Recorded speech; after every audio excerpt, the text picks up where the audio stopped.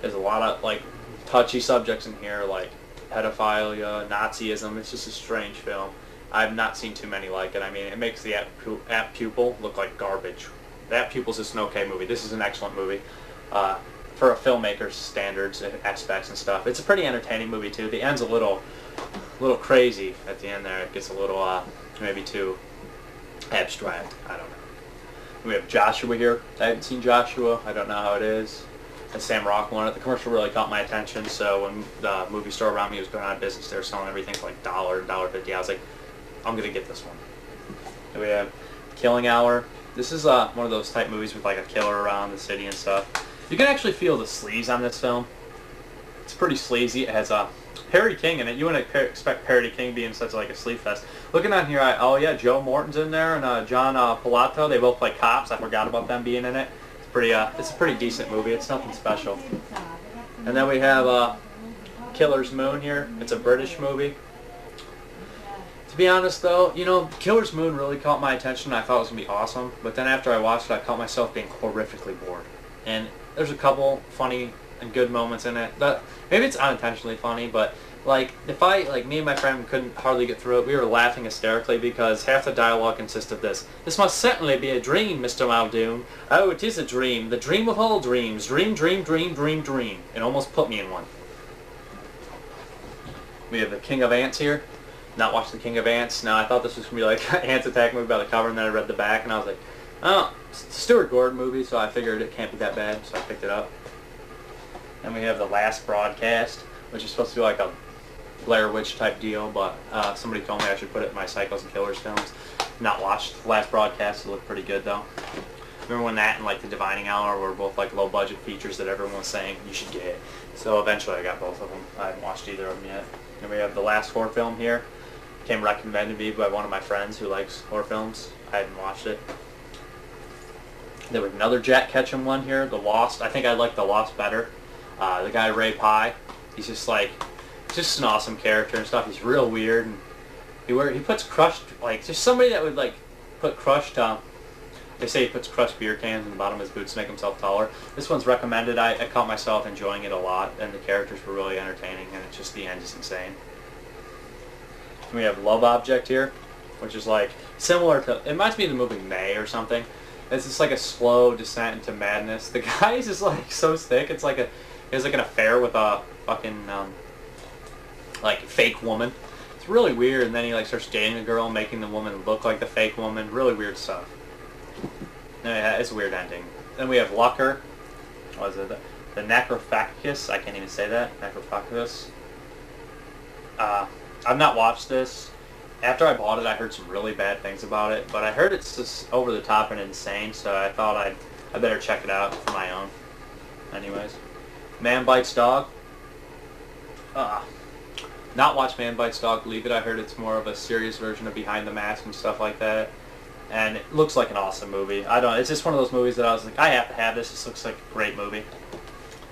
And then we have Manhunter here. Believe it or not, I've never watched Manhunter. I don't know why. It has an excellent cast. It's the story obviously made before Silence of the Lambs and stuff, and Red Dragon was the remake of it. Not actually seen Manhunter. Then we have Maniac here. Maniac has some awesome effects by Tom Savini. It's just, you can feel the sleaze in this one too. I'd say that there's only a few movies where you're just like, I feel sleazy as hell and dirty and stuff after watching. This is one of them. Just a great depiction of New York City for scary things. But I must say there were some slow scenes, but a lot of the big scenes in the movie make up for it. A lot of the famous scenes are famous for a reason. The movie's famous for a reason. We have Maniac Cop here. I must say Maniac Cop is cheesy, but it does feature Tom Atkins, and I must not lie. I love Tom Atkins to death. He's one of my favorite actors. He's just that cocky cop, and there's a high body count, and it's twisted. Bruce Campbell's in it too, which is strange. This movie is by William Bloodsting. It's pretty fun. Maniac Cop can be fun. Then we have May, which is a pretty cool movie. May's fun. Not fun, I mean May's just a little weird movie I enjoy May. I liked it when I saw it. It's pretty weird. Like I said, it's kind of like The Love Object. People become obsessed. She's really weird. It has a sort of weird cast. I forgot Anna Faris is in this. Anna Faris is so stupid acting in this movie, but I'd recommend May. We have Murder Set Pieces. I was a little disappointed by Murder Set Pieces. That had Tony Todd in it. This is the cut version. I've never seen the uncut version, but it's kind of poorly put together. It's like, I guess being insane is more just having flashes of running down the street covered in blood naked. Hell, I could be insane. If that's the way it is, I'm just saying. But I didn't like their depiction of insanity.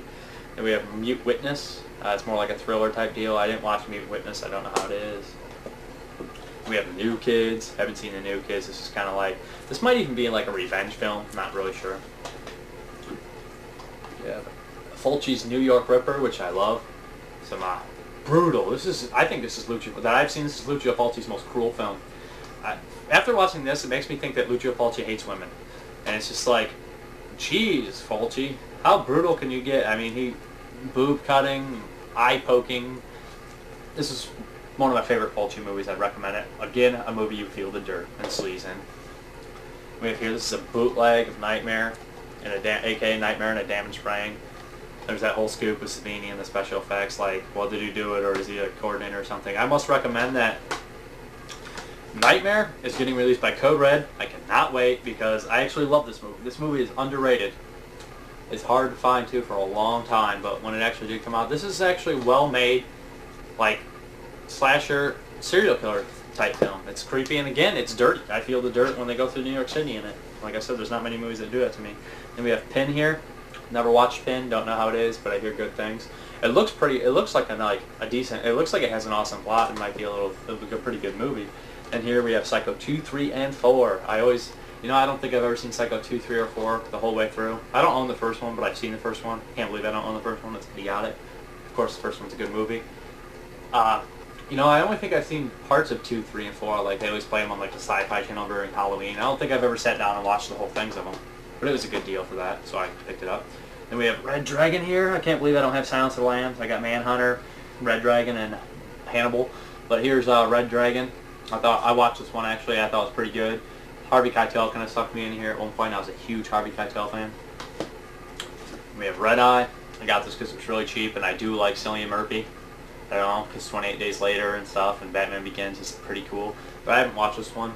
This is the frickin' PG-13 rated version. It's not like the unrated version is probably going to have too much more anyways. 5 seconds of dialogue that they didn't submit to the board, so they could slap on an unrated and get extra money on the DVD release. But this one's Roman. The funny thing about this movie is the girl who played May, I believe, directed this. Let me see.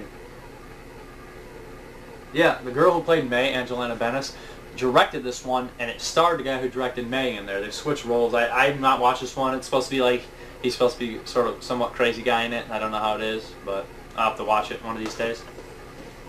And here we have a Pete Walker film, Schizo. I've not watched Schizo. It looks pretty good. It looks pretty brutal. I've never seen any Pete Walker films, and I said like before I had 5 or 6 of his movies. We have Spider here by Cronenberg. Not watched it. Don't know how it is. I'm a big fan of Cronenberg, so I picked it up. We have Strangeland here. This is by the guy. It has Kevin. I'd say that Kevin Gage does an excellent performance here, and Robert Englund plays this like a polar opposite character. And you know what? I think this movie would have been good if Dee Snider was a little bit better writer. I mean, some of his dialogue is so stale, you wouldn't feed it to bums. But if it were bread, you wouldn't feed it to bums. But I'm just gonna say, there's some scenes that are pretty. I like the idea of luring people through the internet and the piercings and stuff, and the end and stuff. But what's up with it? Is it first you dream, then you die? That's dialogue in there. I don't really care for that. It doesn't really. It's too broad of a meaning to mean anything to me. Well, I think it's just thrown in there just for a cool line or something, or homage to Nightmare on Elm Street. But then we have The Ugly here. See, I always saw this in the Boogeyman compilation, and I had I seen all the movies besides that one. I was like, what the hell was that? That and The Guardian. So I went and tracked down those two, like when I got older. And I must say that, well, actually, I tracked this one down fairly right after. I had the VHS of this for a long time. But I must say that The Ugly is a pretty decent film. But psychological deal and stuff. I do like The Ugly. Lots of people don't like it. The blood is black in there. That was a cool effect and everything. It was different. Showed the kid's life and everything, when he grew up and why he was crazy. And then the end. The end for me is a knockout. I like the movie a lot. Maybe Unspeakable, $3, Big Lots. Haven't seen it. It got terrible reviews, terrible ratings. I don't know how it is. Then last we have The Visiting Hours. I got this pretty much for the sole fact that it was Anchor Bay, and it has Michael Ironside in one of his earlier roles.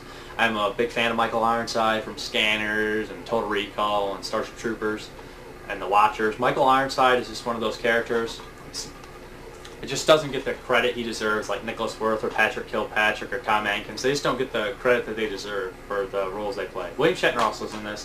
He plays actually a normal role. He's actually normal and believable as just like, I remember he's like a cop or something like that, or like a hospital guy or something. I don't know. He's in a suit. He's a suit. I don't know.